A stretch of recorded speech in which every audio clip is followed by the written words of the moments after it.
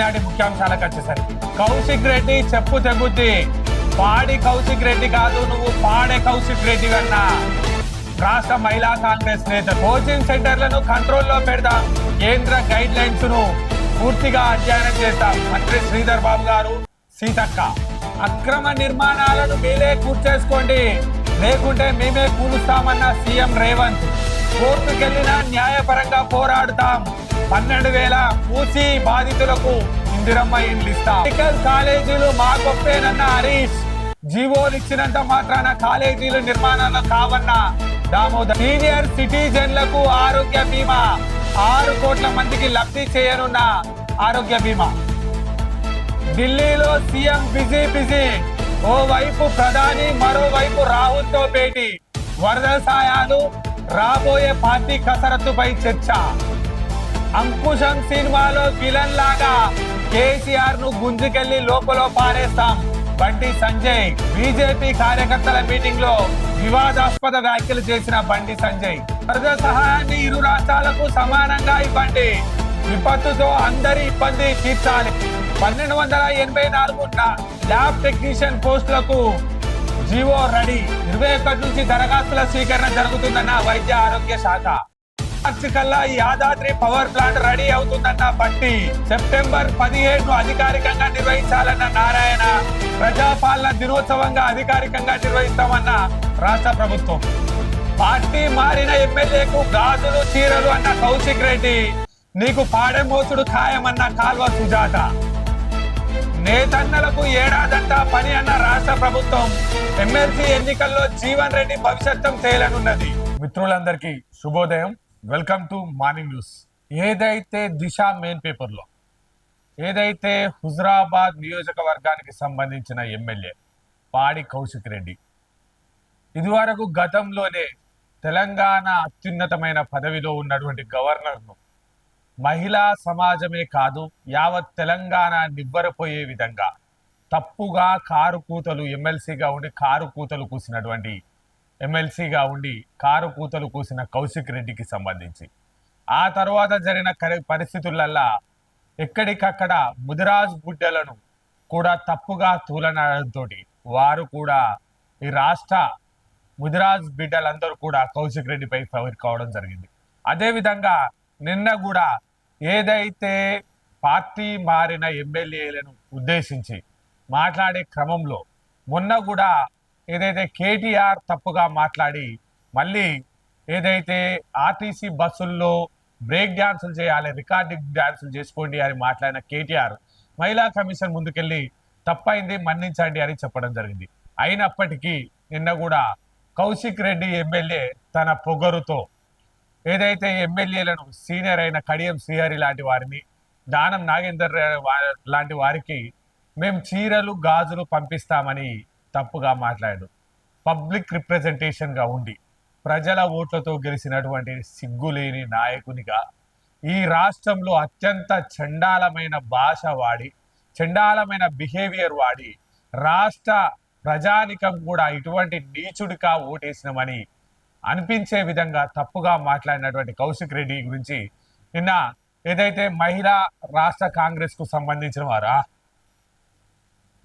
Mister Kaushik Reddy ఒళ్ళు దగ్గర పెట్టుకో, చెప్పు చూపిస్తున్న మహిళ, లేకుంటే చెప్పు దెబ్బలు తింటావు. మహిళలను అవమానించడం తగదు. ఎమ్మెల్యేలకు గాజులు చీరల వ్యాఖ్యలపై మహిళా కాంగ్రెస్ నేతల వార్నింగ్. మహిళా కమిషన్ సుమోటోగా స్వీకరించాలని demand. Disha dynamic bureau. Mister Kaushik Reddy ఒళ్ళు దగ్గర పెట్టుకో, మరోసారి ఆడవారిని కించపరుస్తూ మాట్లాడితే చెప్పు దెబ్బలు తప్పవు అంటూ మహిళా ఫైనాన్స్ కార్పొరేషన్ చైర్పర్సన్ శోభారాణి హెచ్చరించారు. లైవ్ లో చెప్పును చూపిస్తూ వార్నింగ్ ఇచ్చారు. బీఆర్ఎస్ వీడిన ఎమ్మెల్యేలకు చీరా గాజులు పంపుతానని వాటిని వేసుకో అంటూ ఆయన చేసిన వ్యాఖ్యలపై మహిళా కాంగ్రెస్ నేతలు స్ట్రాంగ్ కౌంటర్ ఇచ్చారు. ఇవాళ గాంధీ భవన్ లో మాట్లాడుతూ రాజకీయాల్లో మహిళలను అవమానంగా మాట్లాడటం మంచి పద్ధతి కాదని రాష్ట్ర ఉద్యమంలో అగ్రభాగాన పోరాడింది మహిళని స్పష్టం చేశారు. ముందు చీర గాజులు ఎవరేసుకోవాలనే కౌశిక్ రెడ్డి, నువ్వు కూడా పార్టీ మారినావు కదా. నువ్వు కాంగ్రెస్ పార్టీ నుంచి టికెట్ నీకు ఇచ్చే సమయంలో నువ్వు పార్టీ మారి బీఆర్ఎస్ లో చేరి ఎమ్మెల్సీ తెచ్చుకున్నావు. మరి ఆ రోజు నువ్వు చీర గాజులే వేసుకున్నావా? ఆ రోజు నువ్వు చీరా గాజులే వేసుకున్నావా అని అడుగుతా ఉన్నారు. అదేవిధంగా కాంగ్రెస్ పార్టీలో గెలిచిన 12 మంది బీఆర్ఎస్ పార్టీలోకి వెళ్ళి కాంగ్రెస్ ఎల్పీని విలీనం చేశారు. ఆ రోజు కేసీఆర్ వాళ్లకు చీరా గాజులే కట్టిండా, చీరా గాజులే తొడిగి తీసుకెళ్ళిండా? మరి వాటికి కూడా సమాధానం చెప్పాలి కదా. ఎంతో మంది కాంగ్రెస్ పార్టీకి సంబంధించిన నాయకులను ప్రలోభాలకు గురి చేసి నీలాంటి నీచుల్ని కూడా ప్రలోభాలకు గురి చేసి బీఆర్ఎస్లోకి తీసుకున్నారు. మరి మీరందరూ చీరా గాజులు బొట్టు పెట్టుకునే బీఆర్ఎస్ పార్టీలోకి పోయిర్రా? మనం మాట్లాడేటప్పుడు మన వ్యక్తిత్వాన్ని కూడా ఆలోచన చేయాలి కదా. మొన్న కేటీఆర్ నేడు కౌశిక్ మహిళలను కించపరిచేలా మాట్లాడిన పాడి కౌశిక్ రెడ్డిని అసెంబ్లీ నుంచి సస్పెండ్ చేయాలని ఆయన వ్యాఖ్యలను మహిళా కమిషన్ సుమూటగా తీసుకొని విచారణ పిలవాలని కాంగ్రెస్ మహిళా నేతలు డిమాండ్ చేశారు. ఈ సందర్భంగా ఆర్యవైశ్య కార్పొరేషన్ చైర్మన్ కాల్వ సుజాత మాట్లాడుతూ పాడి కౌశిక్ రెడ్డికి పాడ ఎక్కే సమయం వచ్చిందని అన్నారు. ఆయన చరిత్ర అందరికీ తెలుసన్నారు. మొన్న కేటీఆర్ వాళ్ళ కౌశిక్ రెడ్డి మహిళలను అగౌరవపరిచేలా మాట్లాడారని బహిరంగ క్షమాపణలు చెప్పకుండా సమాజంలో ఎలా తిరుగుతారో చూస్తామన్నారు. ఈయనకు సిగ్గు ఎగ్గు ఏది లేదమ్మా, మీరెందుకు ఈయన గురించి ఇంత పట్టించుకుంటారు? సిగ్గు ఎగ్గు లేనోడు ఎవడో ఒకడు ఉంటారు కదా, అటువంటి వాడు అన్నట్టు జనగిడిసిరు. ఈయన జనగిడిసిరు. ఏదైతే హైదరాబాద్ నగరాన్ని ప్రపంచ మేటి నగరంగా తెలంగాణను చూపించాలి అంటే హైదరాబాద్లో ఎక్కడ కూడా వరద బీభత్సానికి గురి కాకుండా ఉండే విధంగా హైదరాబాద్ చుట్టూ ఔటర్ రింగ్ రోడ్ ప్రాంతానికి సంబంధించి పూర్తి స్థాయిలో హైదరాబాద్లో కబ్జాలు, నాలాలు, డ్రైనేజ్ వ్యవస్థ, చెరువులు, ఎఫ్టీఏలు, బఫర్ జోన్లు అనే పదం వినబడకుండా చేయాలన్న లక్ష్యంతో పనిచేస్తున్నటువంటి ప్రజాప్రభుత్వం ఏమిచ్చింది? చెరువులను చెరబడితే జైలుకి, అక్రమ నిర్మాణాలను స్వచ్ఛందంగా కూల్చేసుకోండి లేదంటే హైడ్రా అనే కూల్చేస్తుంది. CM warning. కోర్టు నుంచి స్టే తెచ్చుకున్నా లీగల్ గా ఫైట్ చేస్తాం. ఎఫ్టీఎల్ బఫర్ జోన్ల నిర్మాణాలను రెగ్యులరైజ్ చేయం. పెద్దల బంగ్లాలతో పేదలకు వరద ముప్పు, ఫామ్ హౌస్ల వ్యర్థాలు తాగునీటిలో కలుస్తున్నాయి. మూసి బాధితులకు డబుల్ బెడ్రూమ్ ఇండ్లు ఇస్తాం. రాష్ట్రంలో డ్రగ్స్ పేరు వింటేనే వరకు పెట్టాలి. పోలీసుల పిల్లలకు రెసిడెన్షియల్ స్కూల్ ఇస్తాం. వరంగల్, హైదరాబాద్ లో ఏర్పాటు పాసింగ్ అవుట్ పరేడ్ లో సీఎం రేవంత్ రెడ్డి. ఏదైతే తెలంగాణ రాష్ట్రంలో విద్యను ప్రమాణికంగా తీసుకున్నటువంటి శ్రీధర్ బాబు గారైనా, సీతక్క గారైనా, రాష్ట్ర ముఖ్యమంత్రి రేవంత్ రెడ్డి గారైనా విద్యను ప్రమాణికంగా తీసుకున్నప్పుడు పేద మధ్యతరగతి విద్యార్థులకు తక్కువ స్థాయిలో తక్కువ ఖర్చుతో విద్యను అందించాలనే లక్ష్యంతో ఫీజుల నియంత్రణ కమిటీ వేస్తామని హామీ ఇవ్వడం జరిగింది. ఏదైతే రాష్ట్రము కేంద్ర ప్రభుత్వాలకు సంబంధించిన పోటీ పరీక్షలకు సంబంధించిన ఎంసెట్కు కానీ, నీట్కి కానీ, జేఐటీకి కానీ ఏదైతే పోటీ పరీక్షలకు సంబంధించిన వాటికి సంబంధించి కూడా ఫీజుల నియంత్రణ కమిటీని ఏర్పాటు చేస్తాం. పోటీ పరీక్షలు, ఎంసెట్, నీట్ లాంటి ప్రవేశ పరీక్షలకు శిక్షణ ఇచ్చే కోచింగ్ సెంటర్లను కంట్రోల్ చేస్తాం. విద్యారంగ సంస్కరణలపై బుధవారం సెక్రటేరియట్ లో కేబినెట్ సమావేశంలో శ్రీధర్ బాబు గారితో సీతక్క కలిసి సమీక్షించారు. ఇంజనీరింగ్, మెడిసిన్ ప్రవేశ పరీక్షలు కోచింగ్ నిర్వహిస్తున్న కొన్ని నిబంధనలు జూనియర్ కాలేజీలు నడుపుతున్న విషయం తమ దృష్టికి వచ్చిందన్నారు. సర్కార్ స్కూళ్లకు ప్రతిభా కేంద్రాలుగా మారిస్తే పేద విద్యార్థులు ప్రైవేట్ స్కూళ్లకు వెళ్లాల్సిన అవసరం ఉండబోదని అభిప్రాయపడ్డారు. విద్యార్థులు లేని 1600 స్కూళ్లలోని టీచర్లను ఇతర ప్రాంతాలకు బదిలీ చేయాలని ఆదేశించారు. అప్పర్ ప్రైమరీ స్కూళ్లను వేర్వేరుగా నడుస్తుండటంతో మానవ వనరులు వృధా అవుతున్నాయని, రెండింటిని విలీనం చేసే అంశంపైన స్టడీ చేసి నివేదిక అందించాలని విద్యాశాఖ ముఖ్య కార్యదర్శి బుర్రా వెంకటేశంను ఆదేశించారు.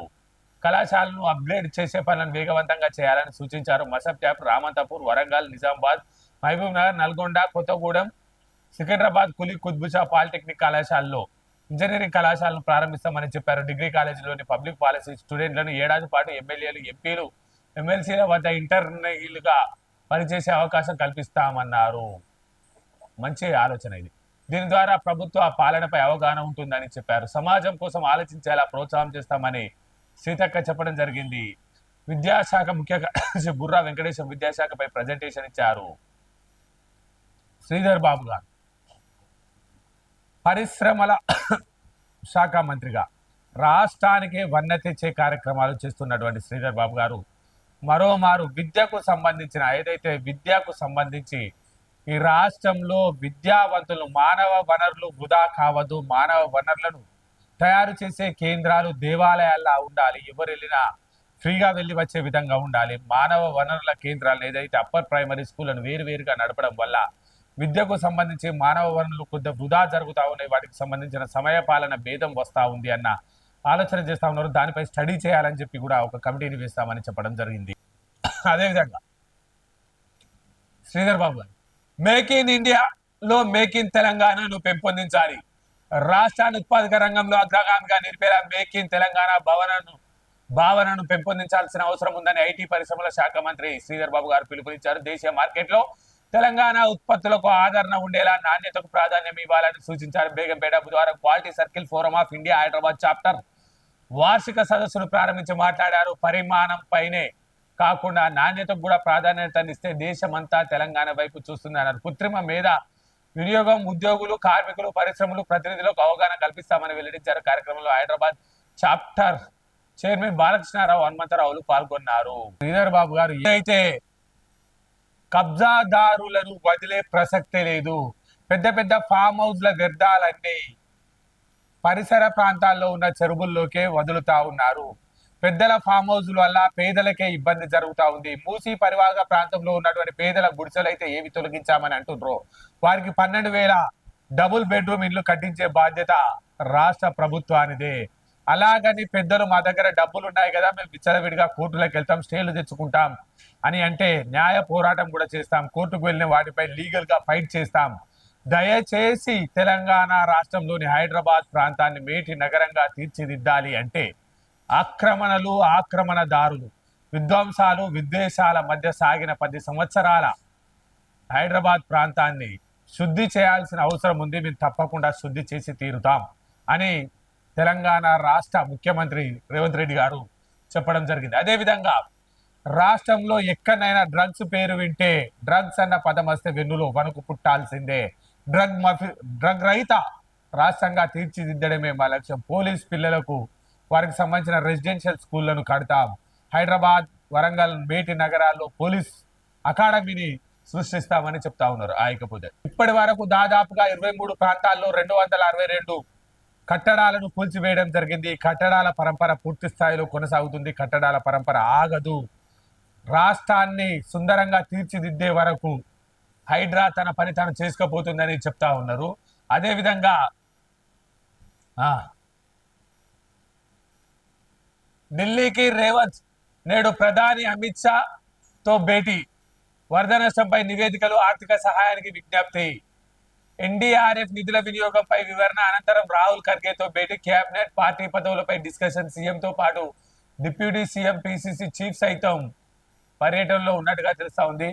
ఏదైతే రేవంత్ రెడ్డి గారు ఎన్డీఆర్ఎఫ్ నిధులను ఏ పద్ధతిలో ఖర్చు పెడుతున్నామో ప్రధానమంత్రి గారికి, అదేవిధంగా అమిత్ షాకు వివరించే ప్రయత్నం చేసి, అదేవిధంగా రాష్ట్రానికి మరిన్ని తగినన్ని నిధులు ఇవ్వాల్సిందిగా, పెద్దన్న పాత్ర పోషించాల్సిందిగా కేంద్రాన్ని వేడుకొనున్నారు. వారితో పాటుగా డిప్యూటీ సీఎం కూడా అధికారిక కార్యక్రమాల్లో పాల్గొంటారు. ఇకపోతే ఎప్పుడెప్పుడా పిసిసి అధ్యక్ష పదవి అయిపోయిన తర్వాత మంత్రివర్గ విస్తరణ ఉంటుందని భావిస్తున్న తరుణంలో నేడు ఢిల్లీకి పయనమైన రేవంత్ రెడ్డి గారు, రాహుల్ గాంధీ గారు, మల్లికార్జున్ ఖర్గే గారిని ఏదైతే పిసిసి ప్రెసిడెంట్ మహేష్ కుమార్ గౌడ్ గారితో, బట్టి విక్రమార్క గారితో కలిసి ఢిల్లీ పెద్దలను కలిసే అవకాశం చూస్తా ఉన్నారు. ఇకపోతే సెప్టెంబర్ 15న ప్రజాపాలన దినోత్సవం ప్రకటించిన రాష్ట్ర ప్రభుత్వం విమోచన దినోత్సవం పేరుతో బీజేపీ సంబరాలు, గతేడాది సమైక్యత దినోత్సవం పేరుతో సంబరాలు జరిపిన బీఆర్ఎస్ ఒకటే సందర్భం, వేరువేరు ఆలోచనల వేడుకలు. సరే, ఏదేమైనప్పటికీ సెప్టెంబర్ 17ను అధికారిక కార్యక్రమంగా గుర్తించాలన్నది తెలంగాణ రాష్ట్ర ప్రజల ఆకాంక్ష. పేరు ఏదైనప్పటికీ, దారులు ఏదైనప్పటికీ చేరే గమ్యం ఒకటే కనుక రాష్ట్రంలో సెప్టెంబర్ 15 అధికారిక దినోత్సవంగా, ప్రజాపాలన అధికారిక దినోత్సవంగా ప్రకటించారు. ఎందుకంటే అదే రోజు నుంచి ప్రజాపాలనకు సంబంధించిన 2వ విడత కార్యక్రమం కూడా ప్రారంభం కానున్న దరిమిల ప్రజాపాలన కార్యక్రమ దినోత్సవం సెప్టెంబర్ 17గా నామకరణం చేశారు. 438,000 కోట్ల భారీ నష్టం, ఇది ప్రాథమిక అంచనా. మానవ ఊహకు అందని విధంగా ఖమ్మం ప్రజలు, మేమేం పాపం చేశామో, మాకెందుకు ఈ దౌర్భాగ్యం వచ్చింది అంటే గత 10 సంవత్సరాల కాలంలో జరిగిన కబ్జాలు ఒకవైపు, మరోవైపు ప్రకృతి బీభత్సం, దానికి ఎవరు ఏం చేయలేని పరిస్థితి. ప్రాథమిక అంచనా వేసి ప్రభుత్వానికి రిపోర్ట్ ఇవ్వడంతో శివరాజ్ సింగ్ చౌహాన్ గారు ఖమ్మంలో ఇదివరకే పర్యటన చేయడం జరిగింది. వారితో పాటుగా నేడు ఖమ్మంలో ఏదైతే కేంద్ర ప్రభుత్వ ప్రతినిధుల బృందం పర్యటన చేసింది, దానికి సంబంధించిన వివరాలను మనం చూస్తామా. 5,438,000 కోట్ల నష్టం, ఇది ప్రాథమిక అంచనా మాత్రమే. 7 నాగారంలో పర్యావరణ విపత్తు, కేంద్ర బృందానికి నివేదించిన సీఎస్ సొంతంగా డిజాస్టర్ రెస్క్యూ ఫోర్స్ ఏర్పాటు చేస్తామంటూ వెల్లడి. శిక్షణ, లాజిస్టిక్, పోర్టు కోరిన రాష్ట్ర సర్కార్ వరద ప్రభావిత ప్రాంతాల్లో టీం పర్యటన. ఖమ్మంలో వరద బాధితులతో మాట్లాడుతున్న కేంద్ర సభ్యులు సహకారమా సమరమా, వరద సహాయం ఇస్తే రాష్ట్రం మద్దతు ఇవ్వకుంటే కేంద్రంతో ఇకపై కొట్లాటే, ప్రజల్లో బీజేపీ పలచనయ్యే అవకాశం పక్కా వ్యూహంతో ప్రధాని మీటింగ్, అవసరమైతే ఢిల్లీకి ఆల్ పార్టీ డెలిగేషన్, బీజేపీని టార్గెట్ చేసేందుకు ప్రచారాస్తం, ఇప్పటికే కేంద్ర మంత్రి చౌహాన్ క్లారిటీ, ఏపీకి ఈక్వల్ గా ఫండ్స్ ఇవ్వాలని రిక్వెస్ట్. మోడీ గారు తెలంగాణ పుట్టుకను అపహాస్యం చేసిన మీకు ఏదైతే తెలంగాణ ప్రజలు బీజేపీకి తెలంగాణ రాష్ట్రంలోని సగం ఎంపీ సీట్లను 50% ఎంపీ సీట్లను ఇవ్వడం జరిగింది. దయచేసి ఇంత పెద్ద మొత్తంలో మీకు మద్దతు పలికి కేంద్రంలో మీరు ప్రభుత్వంలో అధికారంలోకి రావడానికి కృషి చేసినటువంటి తెలంగాణ ప్రజలు ఇబ్బందులలో కష్టాల్లో ఉన్నారు. దయచేసి వారికి రాష్ట్రం వేరైనప్పటికీ, అంటే భౌతికంగా వేరైనప్పటికీ, సరిహద్దులు పెట్టుకున్నప్పటికీ తెలుగు వారంతా ఒకటే, ఏపీతో సమానంగా తెలంగాణ రాష్ట్రానికి కూడా నిధులు ఇవ్వాలని మన ఛానల్ ద్వారా కూడా రిక్వెస్ట్ చేయడం జరుగుతుంది.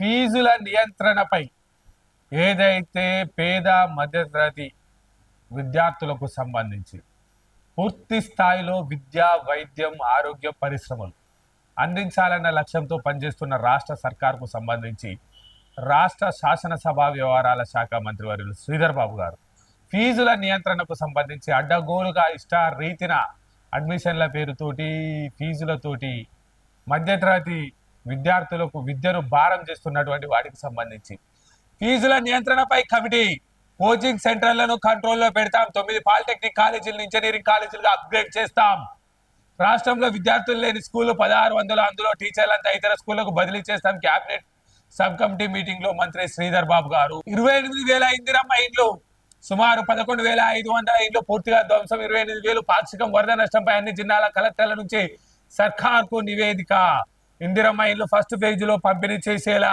కసరత్తు, వరద బాధితులకు ఇవ్వనున్న రాష్ట్ర ప్రభుత్వం. 3 రకాలుగా ఇండ్ల ధ్వంసానికి సంబంధించిన గణాంకాలు చెప్తారు. పూర్తిగా కూలిపోయిన ఎంత, పాక్షికంగా దెబ్బతినే ఎంత, ఇప్పుడు తక్షణ రిపేర్ చేస్తే కొలిక్కొచ్చేది ఏ విధంగా అని ఆలోచన చేస్తున్నారు. దాదాపుగా 28,000 ఇండ్లను మొదటి విడతలోనే ఏదైతే వరద బాధితులకు అందజేసే కార్యక్రమాన్ని పూర్తి స్థాయిలో ఆలోచన చేస్తా ఉన్నారు.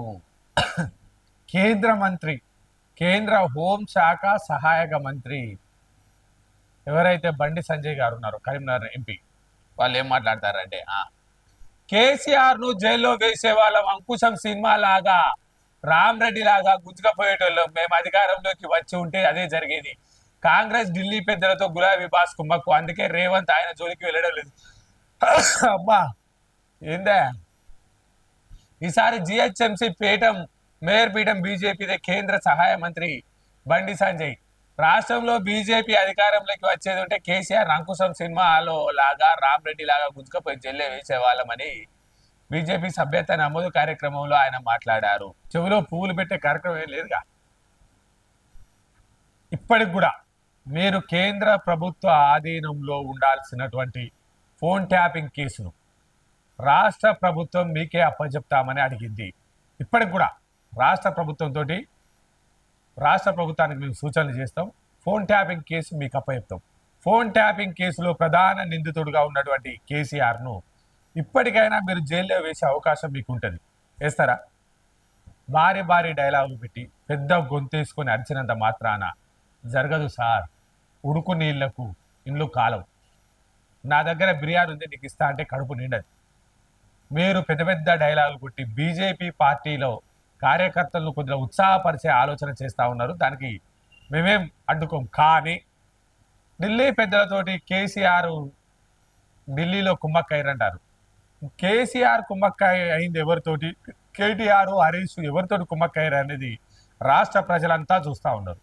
అసలు మిమ్మల్ని బీజేపీ అధ్యక్ష పదవి నుంచి ఎందుకు తప్పించారో మీకు తెలుసా? సంజయ్ గారు, బండి సంజయ్ గారు మిమ్మల్ని ఎమ్మెల్యే ఎలక్షన్కు ముందు బీజేపీలో కనుక ఉంచినట్లయితే మీకున్న 8 సీట్లతో పాటు బీజేపీకి అధికారికంగా ఇంకొక 10-12 సీట్లు వచ్చే అవకాశం ఉండే. బీఆర్ఎస్ పార్టీ ఇబ్బంది పడి కాంగ్రెస్ పార్టీ అధికారంలోకి వస్తుందేమో అని చెప్పి మిమ్మల్ని హుటాహుటిన బీజేపీ పార్టీ అధ్యక్షునిగా తీసేసి కిషన్ రెడ్డి గారికి, ఏదైతే టీఆర్ఎస్కు, ఏదైతే కేసీఆర్కు అనుకూలంగా ఉన్న కిషన్ రెడ్డి గారికి బీజేపీ అధ్యక్షుడు, బీఆర్ఎస్ అధ్యక్షుడు పదవి ఇచ్చారు. మీకు అది గుర్తుందా? కన్నీళ్లు పెట్టుకున్నారు మీరు, గుర్తుందా? మళ్ళా మీరు బీజేపీ వాళ్ళతో కాకుండా కాంగ్రెస్ వాళ్ళతో బీజేపీ బీఆర్ఎస్ విలీనం అయిందని అంటున్నారు. మీరు గతం మర్చిపోద్దు సార్. అప్పుడప్పుడు మీరు కొంచెం గజనీలా మారుతా ఉన్నారు. మంచోళ్ళు మీరు, కానీ కొద్దిగా అప్పుడప్పుడు ఓసారి బ్రహ్మానందంలా ఓసారి గజనీలా మారుతా ఉన్నారు. మీరు గుర్తు పెట్టుకోండి సార్, మీ అధ్యక్ష పదవి కేవలం బీఆర్ఎస్ ను అధికారంలోకి తీసుకురావడం కోసమే బీజేపీ పార్టీ తొలగించి కిషన్ రెడ్డిని బీజేపీ అధ్యక్షునిగా ఎమ్మెల్యే ఎలక్షన్లకు ముందు చేసింది. దాని ద్వారా బీజేపీ గ్రాఫ్ దాదాపుగా 8% పడిపోయింది. కావాలంటే చెక్ చేసుకోండి ఎవరితో కుమ్మక్కైరో. అదే మీరు కవితను తీసుకుపోయి జైలు వేసడంతో 50% ఓట్ షేర్ పెరిగింది మీకు తెలంగాణ రాష్ట్రంలో. అర్థం చేసుకోండి ఎవరితో కుమ్మక్కైతారు. ఎట్లా సార్ అప్పుడప్పుడు బ్రహ్మానందం లాగా చేయకండి జరా ప్లీజ్. కౌశిక్ రెడ్డి చిల్లరమల్లర మాట్లాడుతూ ఉంటుంటేనే మరోవైపు హైదరాబాద్ ప్రాంతానికి సంబంధించిన ఎమ్మెల్సీ కాంగ్రెస్ పార్టీ పెద్దలను కలిసినట్టుగా మరో 3 ఎమ్మెల్యేలను తీసుకుని హైదరాబాద్ అర్బన్ ప్రాంతానికి సంబంధించిన మరో 3 ఎమ్మెల్యేలను తీసుకుని నేను కాంగ్రెస్ పార్టీలో కలుస్తా ఉన్నట్టుగా ఏదైతే దిశ ఒక కథనం వేసింది. దిశ కథనం వేసిందంటే కొద్దిగా డెప్త్ ఉంటుంది. కాంగ్రెస్ లోకి వస్తా, నాతో పాటు 3 ఎమ్మెల్యేలను తీసుకొస్తా. బీఆర్ఎస్ ఎమ్మెల్సీ కాంగ్రెస్ అధిష్టానానికి రిక్వెస్ట్. బీఆర్ఎస్ లీడర్లకు అందుబాటులో లేని ఎమ్మెల్సీ, ఫోన్ ట్యాపింగ్ లో ప్రధాన నిందితుడిగా ఉన్నటువంటి ఎమ్మెల్సీ నేడు నిన్న కాంగ్రెస్ పెద్దలను కలిసి నాతో పాటు 3 ఎమ్మెల్యేలను తీసుకొస్తా, అవసరమైతే నా బీఆర్ఎస్ పార్టీ సభ్యత్వానికి రిజైన్ చేస్తా, బీఆర్ఎస్ పార్టీ ద్వారా సంక్రమించిన ఎమ్మెల్సీ పదవి కూడా రిజైన్ చేస్తా. బీఆర్ఎస్ లో కక్షపూరిత వాతావరణం తప్ప మనుషుల్ని కలుపుకపోయే వాతావరణాన్ని నేను ఎన్నడూ చూడలేదు. దాని వల్లనే బీఆర్ఎస్ ఆవాసం వల్లనే నాకు ఇబ్బందులు జరుగుతూ ఉన్నాయని చెప్పి ఎమ్మెల్సీ ప్రాధేయపడినట్టుగా రిక్వెస్ట్ పెట్టినట్టుగా దిశ కథనం వేసింది. దానికి సంబంధించి కాంగ్రెస్ లోకి వస్తా, ఫోన్ ట్యాపింగ్ కేసు నుంచి నన్ను తప్పించండి, అరెస్ట్ భయం, ఎమ్మెల్సీకి రిజైన్ చేస్తా, 3 ఎమ్మెల్యేలను తీసుకొస్తా, పార్టీకి దూరంగా ఎమ్మెల్సీ నాతో పాటు 3 ఎమ్మెల్యేలను తీసుకొస్తా, ఎమ్మెల్సీ పదవికి రాజీనామా చేస్తా. ఏఐసిసి దగ్గర ఓ బీఆర్ఎస్ నేత ప్రతిపాదన, అక్కడి నుంచి రాష్ట్ర నేతలకు సమాచారం, గులాబీ లీడర్లకు అందుబాటులో లేని ఎమ్మెల్సీ. ఏదైతే హెల్త్ కు సంబంధించి హెల్త్ ఎమర్జెన్సీగా తెలంగాణ రాష్ట్రాన్ని పూర్తి స్థాయిలో ఆధునీకరించాలని చెప్పి 1284 పోస్టుల భర్తీకి నోటిఫికేషన్ జారీ చేసిన రాష్ట్ర ప్రభుత్వం. ల్యాబ్ టెక్నీషియన్లు ఖాళీల భర్తీకి నెల 21 నుంచి వచ్చే నెల 5 వరకు దరఖాస్తులు. నవంబర్ 10న కంప్యూటర్ బేస్డ్ పరీక్ష నిర్వహిస్తామని చెప్తా ఉన్నారు. ఏదైతే టెక్నీషియన్లో ఇబ్బంది ఉండకుండా చూసేందుకు చేస్తా ఉన్నారు. అదేవిధంగా ప్రెషర్ టీం పెడతా ఉన్నారట. కేంద్రంపై ఒత్తిడి తెచ్చేందుకు రాష్ట్రాలు సిద్ధం. నేడు కేరళలో వివిధ రాష్ట్ర మంత్రుల మీటింగ్. 16వ ఫైనాన్స్ కమిషన్ కు డిమాండ్లపై చర్చ. రాష్ట్ర హక్కులు, పన్నుల వాటాపై డిబేట్. ఆర్థిక నిపుణులు, ప్రొఫెసర్ల అభిప్రాయాలు. రాష్ట్రాలపై ఆంక్షల విధింపుపైన చర్చలు. కమిషన్ కు సమావేశ నిర్ణయాలు అందజేత. ఏదైతే రాష్ట్రానికి సంబంధించిన జిఎస్టీ, రాష్ట్రాలకు సంబంధించిన ఐఏవై ఇంటిగ్రేటెడ్ యాక్షన్ ప్లాన్ కు సంబంధించి వెనుకబడిన జిల్లాలకు సంబంధించిన ప్రోత్సాహాలు, వరద సాయము, ఎన్డీఆర్ఎఫ్ సాయము, అదేవిధంగా స్పెషల్ బెనిఫిట్స్, రాష్ట్ర ప్రభుత్వ ఖజానాకు సంబంధించిన డబ్బులన్నీ కేంద్రానికి వెళ్ళి తిరిగి వచ్చే క్రమంలో లేట్ అవుతుంది. కాబట్టి రాష్ట్రానికి సంబంధించిన ఫైనాన్స్ మినిస్టర్లు అందరూ కేరళలో ఒక మీటింగ్ పెట్టుకుంటా ఉన్నారు. సెంట్రల్ గవర్నమెంట్ పై ప్రెషర్ పెట్టైన రాష్ట్ర ప్రజల అభివృద్ధికి నిధులు ఇవ్వాల్సిందిగా చేయాలని ఆలోచన చేస్తా ఉన్నారు. అబ్బాయి మొన్న మధ్యలోనే మంత్రి దామోదర రాజనరసింహ గారు 4 మెడికల్ కాలేజీలను అనౌన్స్ చేసి దానికి ఈ సంవత్సరం నుంచే కార్యక్రమాలు స్టార్ట్ చేస్తామంటే హరీష్ అగ్గిపెట్టే ఏమంటుండే 8 మెడికల్ కాలేజీలు మేమే తెచ్చినామన్న హరీష్. జీవోలు ఇచ్చినంత మాత్రాన తెచ్చినట్టు కాదన్న దామోదర. సేమ్ హరీష్ రావుది ఏముందంటే నేను పెట్రోల్ పోసుకుంటేనే తెలంగాణ వచ్చిందంటారు. పెట్రోల్ పోసుకున్నావు కానీ అగ్గిపెట్టే మర్చిపోయినావు. మేము జీవో తెచ్చినాం కానీ ఇంప్లిమెంటేషన్ ఏదే బాబు. ఇంప్లిమెంటేషన్ కావాలి కానీ 10 సంవత్సరాలు అధికారంలో ఉన్నారు మీరు. 5 సంవత్సరాలు ఆరోగ్య శాఖ మంత్రిగా ఉన్నావు హరీష్. ఇంప్లిమెంటేషన్ ఉండాలి కదా. జీవో తెచ్చినావు, దాని ఇంప్లిమెంటేషన్ ఏది? ఇంప్లిమెంటేషన్ లేదు కదా.